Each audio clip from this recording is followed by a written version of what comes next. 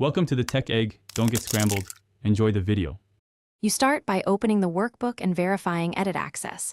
This prevents accidental data loss. Once the file is open, click the Target Sheet tab to activate it so Excel knows which sheet you mean. Make sure to save a backup or export the sheet as a separate file if you might need the data later. That way you can safely remove the sheet without permanent loss. Now proceed to the delete controls in the ribbon or right-click menu to continue. You have two common options. Right-click the active tab and pick Delete, or go to Home, Delete, Delete Sheet in the ribbon for the same result. If Excel asks for confirmation, read the message to ensure you're deleting the correct sheet and then confirm.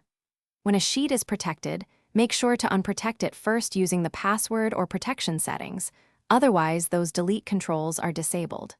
Once the sheet is deleted, Excel adjusts formula. After deletion, inspect linked sheets and key formulas to confirm nothing vital breaks.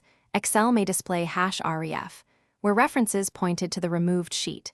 If you realize you deleted the wrong sheet, press Ctrl+Z immediately to undo the action.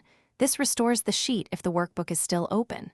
For longer-term safety, rely on backups or Excel version history so you can recover data later. Troubleshooting tip. If undo isn't available, restore from your saved backup or version history right away.